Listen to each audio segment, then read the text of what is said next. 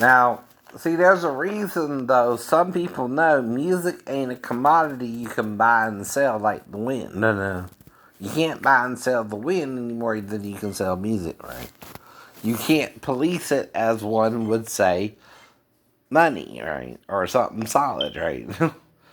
Music is always entertaining, yeah, and it can be good or bad, too. And even bad music, if comedy can be entertaining. But the problem is, you can't buy and sell it the same way as something solid, right? Because most people imitate each other to learn to sing anyway. I know. It is part of why the monks in the monastery all sing like this. We love to be with you. You know what I mean, right? But they sound alike there because they sing in unison. But then what they're teaching you to do is use your talking voice. Oh, we all sound different, so. But then impersonation comes in there, right?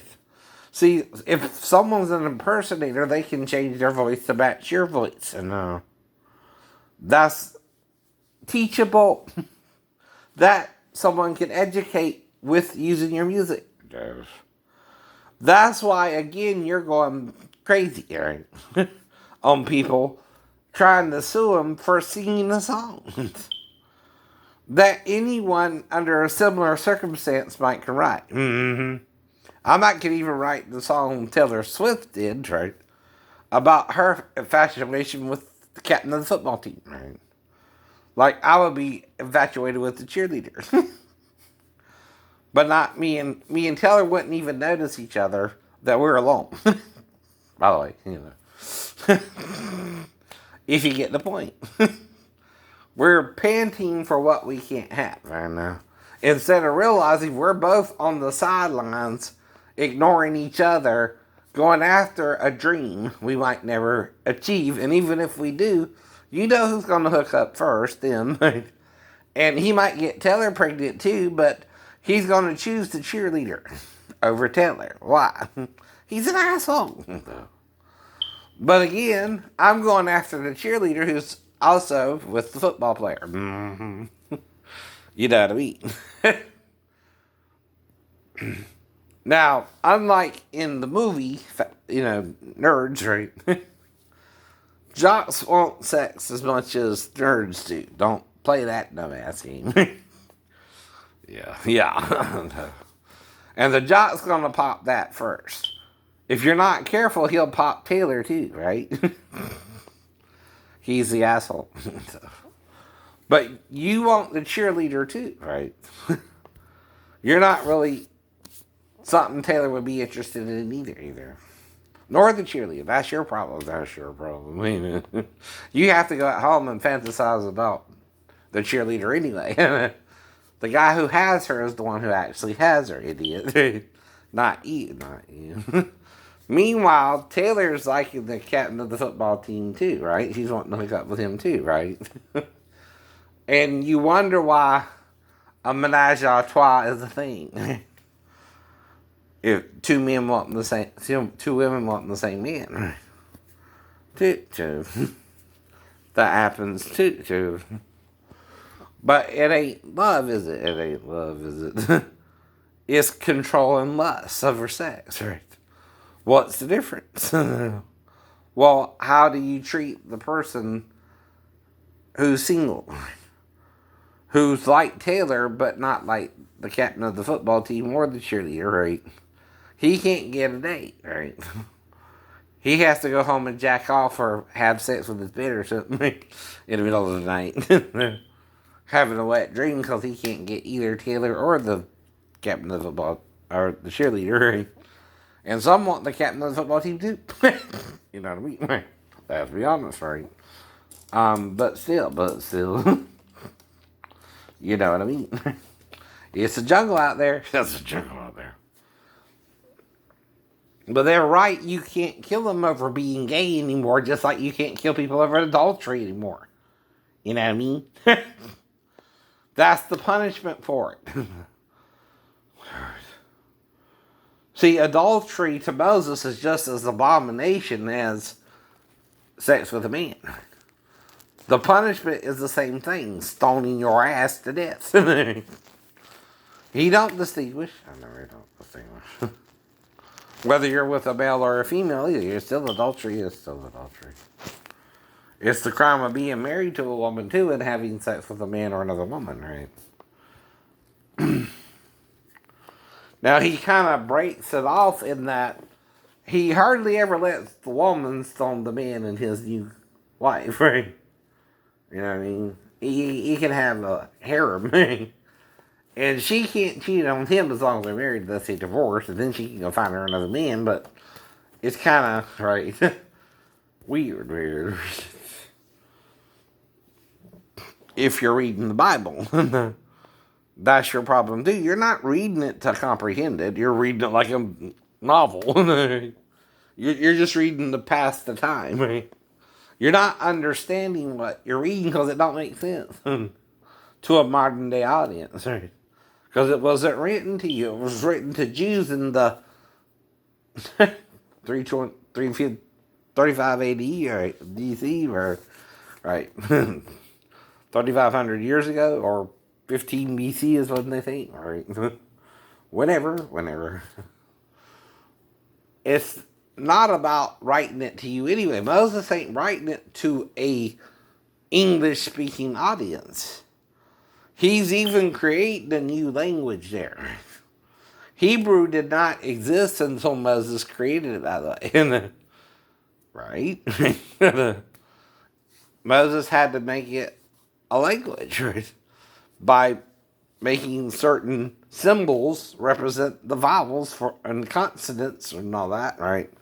For the words and letters, right? Now, Moses was also a stutterer. Some of the letters have a dot. What does that mean? They say sometimes it doubles the letter, right? Well, if T without the dot is a T, then the T with the dot should be a double T, not a TH, right? Same with the S. One's at the beginning and one's at the end, right? Well, the one at the beginning might be a real S, but the one at the end might be a double S. See? Is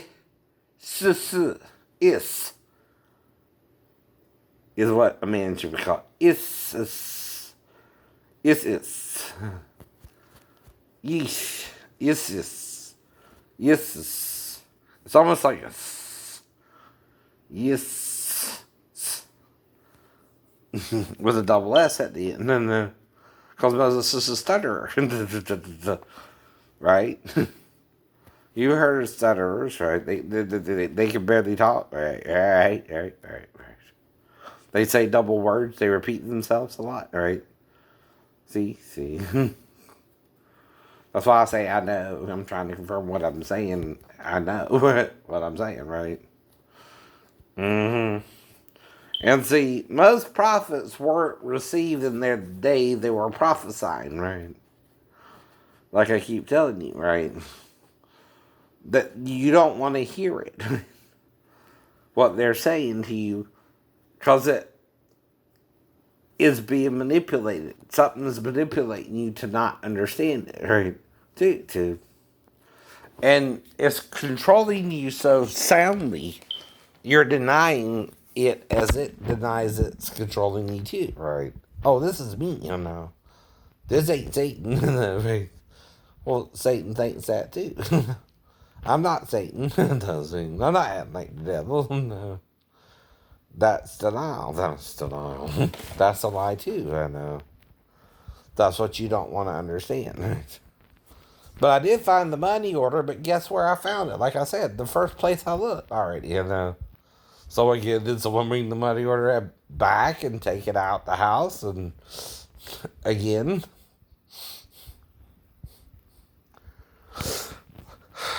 is a female trying to, you know, again, right, be with me who I would recognize and let in, right? She obviously returned it. But I don't know who it was again, right? That's the issue. Who it actually was, I don't know. Right? Just that the money order suddenly turned up where I already looked for it. See, I already moved everything around. You can tell. Anyway, from last night, right? Now, to you is still a mess, right? You don't live here. You're not disabled. You don't have to put your foot on a damn stool because it hurts all day. But you sound like the insurance guys, Dr. Kalitsky. You sound like you don't want to deal with my situation. You sound like a bunch of scam artists on TV. Not looking to really help a really injured person either. Like you don't know the difference between a real problem for someone and a real patient. Right? Mm-hmm. Or a fake patient just trying to get money from the insurance company, right? See, there has to be a difference there, right?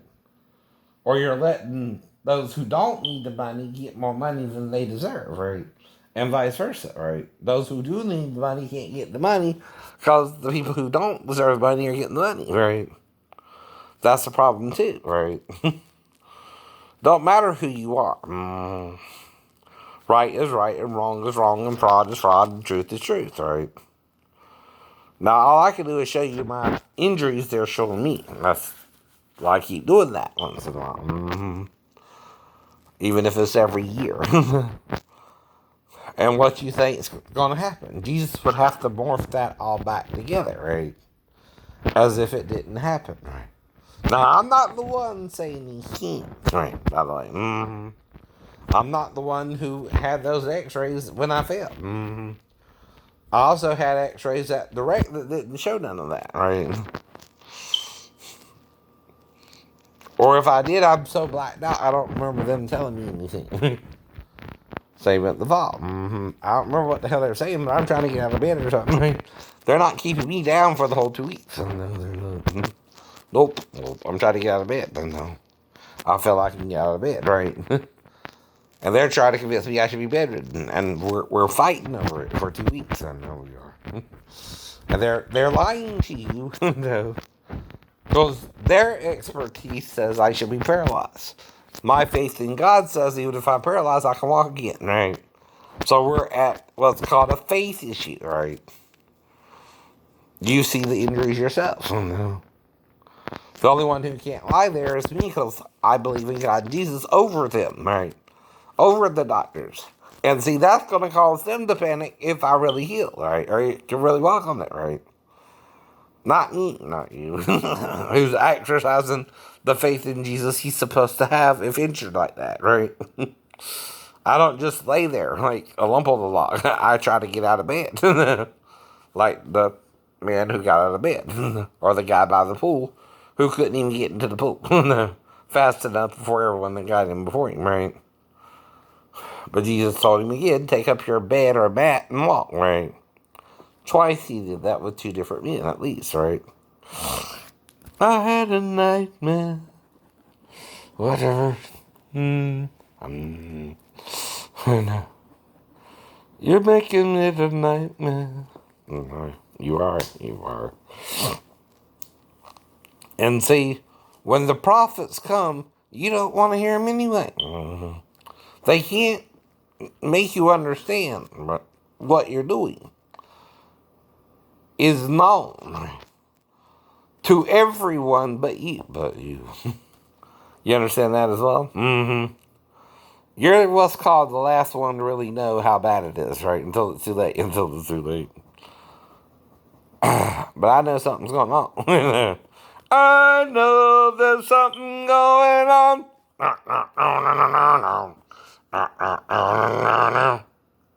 I know it won't be long before you come. I know there's something going on.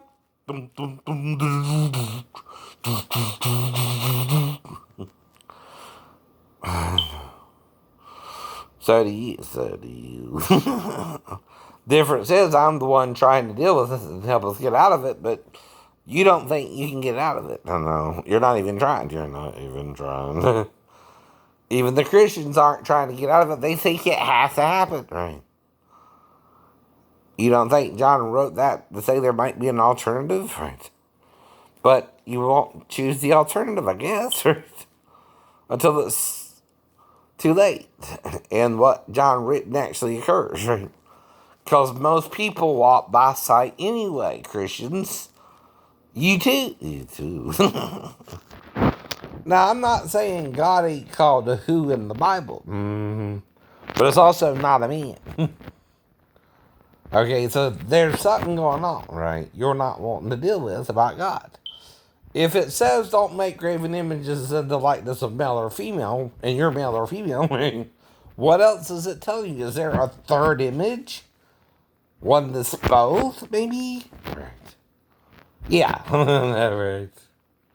And that's the image of God, not you, not you. You're something from the image of God. Both of you.